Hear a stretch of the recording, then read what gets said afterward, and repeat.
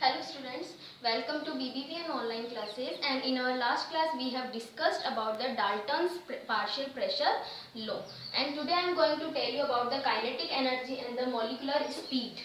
ठीक है, इसी को एक्सप्लेन करने से पहले मैं आपको एक ग्राफ प्लॉट करके दिखा रही हूँ। तो वो ग्राफ जो है यहाँ पर ये जो ग्राफ होता है वो होता है स्पीड, ओके, मॉलिक्यूलर स्पीड, जो मॉलिक्यूल्स होते हैं उनकी स्पीड, और किसके बीच में होते हैं, नंबर ऑफ मॉलिक्यूल्स के बीच में, ठीक है, नंबर ऑफ मॉलिक्यूल्स के बीच में। और हम इसको और क्या बोलते हैं, Maxwell Boltzmann distribution of speed,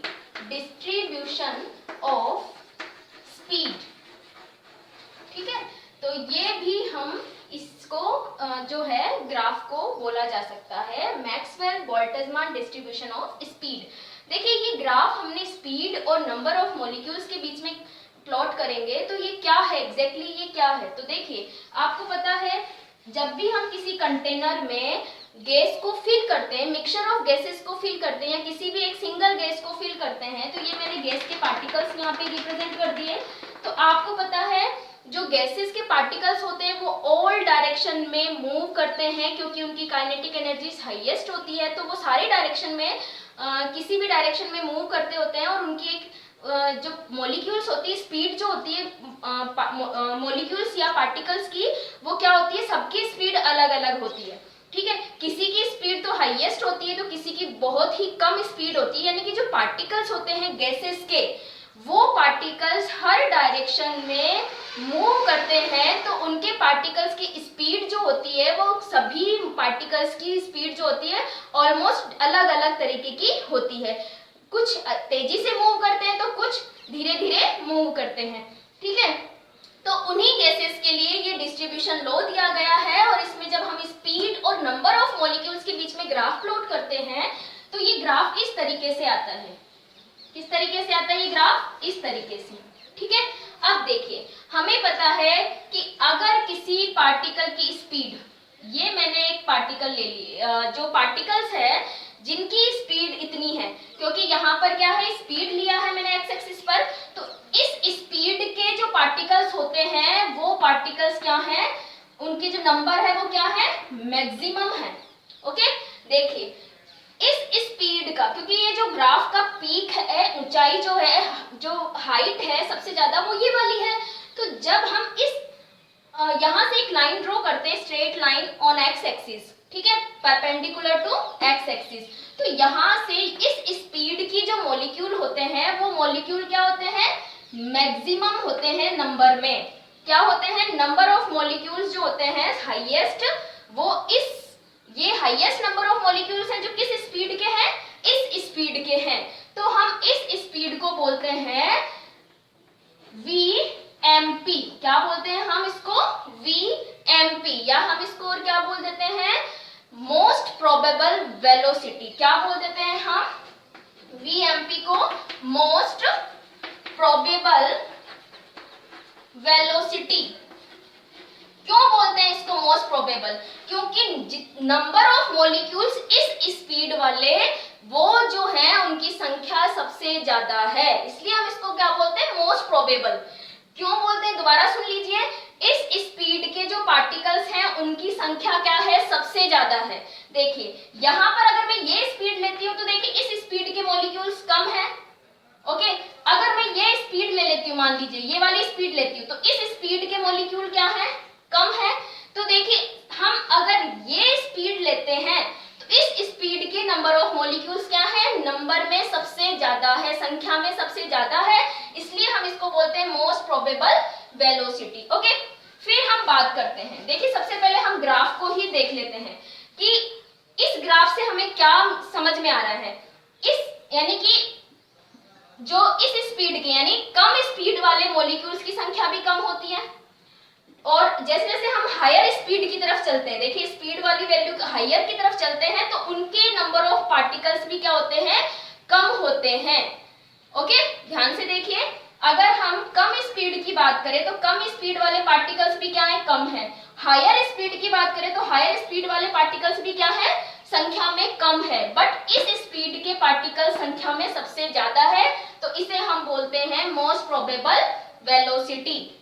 okay, दूसरी बात देखिए, हम जब भी क्या करते हैं, कैलकुलेशंस करते हैं, काइनेटिक एनर्जी निकालते हैं या ट्रांसलेशन एनर्जी निकालते हैं, तो हमें क्या चाहिए होता है, हमें एवरेज वेलोसिटी स्पीड लेनी होती है। क्या लेनी होती है, हमें एवरेज स्पीड लेनी होती है।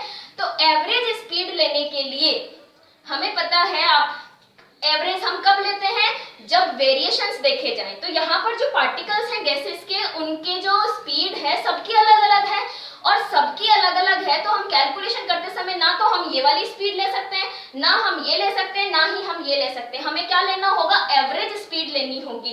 तो आप सभी को पता है कि जो एवरेज स्पीड होती है, ठीक है, वो हम कैसे कैलकुलेट करते हैं, सभी की क्या ले लेते हैं, हम स्पीड ले लेते हैं सभी की, फर्स्ट मॉलिक्यूल की, सेकेंड मॉलिक्यूल की। मान लीजिए यहाँ पर टोटल n मॉलिक्यूल्स हैं किसी भी गैस के, ठीक है, तो हम पहले तो क्या करेंगे, सभी मॉलिक्यूल की स्पीड को सम कर देंगे, v1 v2 v3 dash dash dash करके vn तक हम सारे पार्टिकल्स की स्पीड को क्या कर देंगे, ऐड कर देंगे। और जब हमें एवरेज निकालना है, क्या निकालना, हमें मीन निकालना है, एवरेज निकालना है, तो आप सभी को पता है ना, अपॉन में क्या करते हैं हम, जितने पार्टिकल्स हैं उसकी संख्या रख देते हैं। तो यहाँ पे टोटल पार्टिकल्स कितने हैं, n, तो हम इसको किससे डिवाइड कर देंगे, n से। तो इस तरीके से जो ये निकलती है वो क्या आएगी, average speed. Okay, average speed. तो ये हो गई मोस्ट प्रोबेबल स्पीड और ये हो गई एवरेज स्पीड। एवरेज निकालना आप सभी को आता है, सभी पार्टिकल्स की मैंने वेलोसिटी को ऐड कर दिया, स्पीड को ऐड कर दिया, फिर उसको हमने नंबर ऑफ जो पार्टिकल्स हैं या मॉलिक्यूल्स हैं गैस के, उससे उसको हमने डिवाइड कर दिया। अब ये जो एवरेज स्पीड होती है वो देखिए कहाँ आएगी, ये एवरेज स्पीड आती है लगभग लगभग जो मोस्ट प्रोबेबल स्पीड है उसी के इधर की तरफ। ये आता है ग्राफ में VAVS, AVG means average speed of particles, क्योंकि देखिए कम वाले भी हैं, ज्यादा स्पीड वाले भी हैं, तो जब एवरेज निकालते हैं तो वो कहाँ आता है, यहाँ पर ये जो स्पीड आती है, ये वाली स्पीड, ठीक है, इस स्पीड को हम बोलते हैं VAVG और इस स्पीड को हम बोलते हैं मोस्ट प्रोबेबल स्पीड। तो ये हमें ग्राफ से इस तरीके से मिलती है। एक और हमें जो है स्पीड निकालनी होती है कैलकुलेशन करते समय, वो होती है मीन स्क्वायर वेलोसिटी। क्या निकालना है, मीन स्क्वायर वेलोसिटी भी बोल देते हैं हम यहाँ पे, लेकिन ये स्पीड है, वेलोसिटी नहीं है। क्यों नहीं है वेलोसिटी, क्योंकि वेलोसिटी डायरेक्शनल होती है, ठीक है, जबकि स्पीड नॉन डायरेक्शनल होती है। तो मीन स्क्वायर वेलोसिटी या फिर स्पीड, ठीक है, ये कैसे निकालेंगे हम, देखिए सबसे पहले स्क्वायर कर लेते हैं हम सभी की स्पीड का। तो v1 का स्क्वायर कर लिया हमने, इसको हम कैसे रिप्रेजेंट करते हैं, vms और स्क्वायर, ठीक है, या हम इसको ऐसे भी लिख देते हैं v स्क्वायर और बार लगा दिया मैंने, ठीक है, इस तरीके से। तो हम इसको कैसे लिखेंगे, v1 का स्क्वायर, v2 का स्क्वायर, v3 का square dash dash dash vn तक हम इसका स्क्वायर ले लेंगे सबसे पहले तो सारी वैल्यू स्पीड का अपॉन n। उसके बाद में हम क्या करेंगे, नंबर ऑफ पार्टिकल से उसको क्या कर देंगे, डिवाइड कर देंगे। तो ये हो गया हमारा root mean square velocity. Next हमें जो कैलकुलेट करना होता है वो करना होता है रूट मीन स्क्वायर। क्या करना होता है हमें, root VRMS root mean square velocity, ठीक है, या फिर स्पीड। यहाँ पे हमें स्पीड को ध्यान में रखना है, ये वेलोसिटी नहीं है। तो VRMS निकालते हैं, तो देखिए हम क्या करेंगे, सबसे पहले तो स्क्वायर ले लेंगे सभी का, वेलोसिटी स्पीड का, और फिर हम उसका मीन करलेंगे। तो स्क्वायर हो गया, मीन हो गया। अब हमें क्या करना है, उसका रूट लेना है।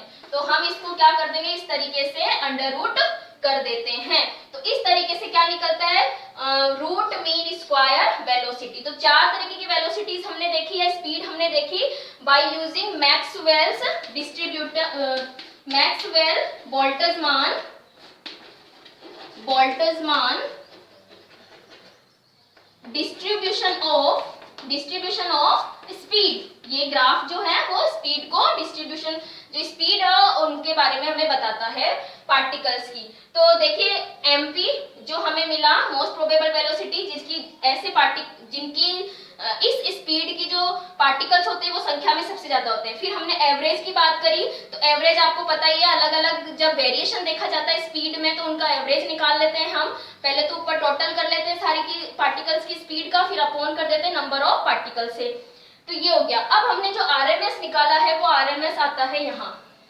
कहाँ आता है आरएमएस? यहाँ पर आएगा। ये आ जाता है VRMS। ओके, तो देखिए यहाँ आपको ग्राफ से एक चीज समझ में आ रही होगी, ये VRMS है। ओके, तो देखिए VRMS जो है उसकी वैल्यू स्पीड में क्या है, ज्यादा है। फिर किसकी है, इससे कम एवरेज की, और मोस्ट प्रोबेबल वेलोसिटी सबसे कम होती। तो यहां से हमें एक रिलेशनशिप मिला है ग्राफ से, और वो रिलेशनशिप क्या है, वो रिलेशनशिप हमारे पास आया है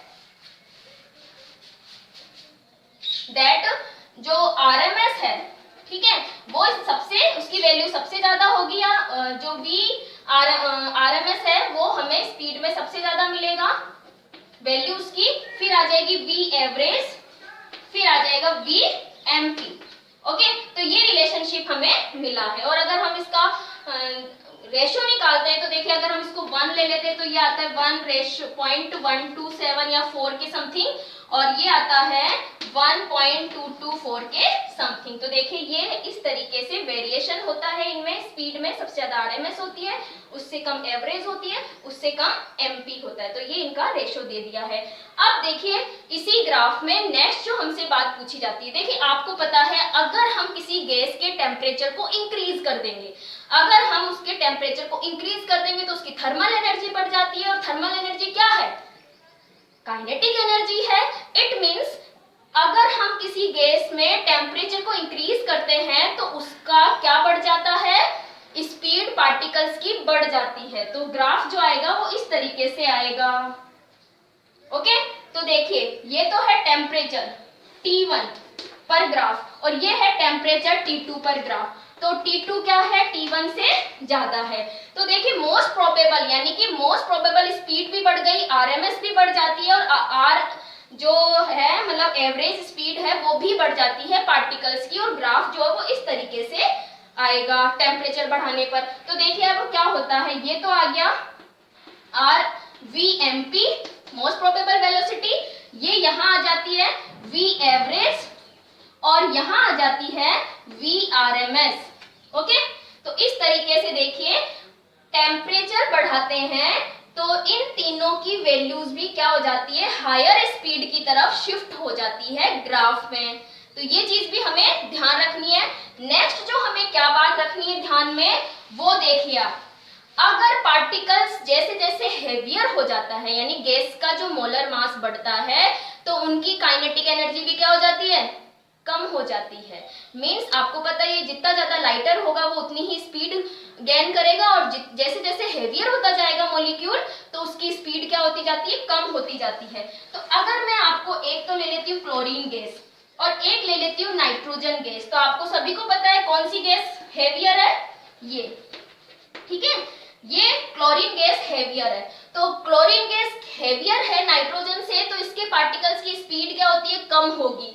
तो देखिए ग्राफ कैसे आएगा, ये स्पीड, ये नंबर ऑफ पार्टिकल्स, वही लिखा है मैंने, वैसे के वैसे ही लिया है।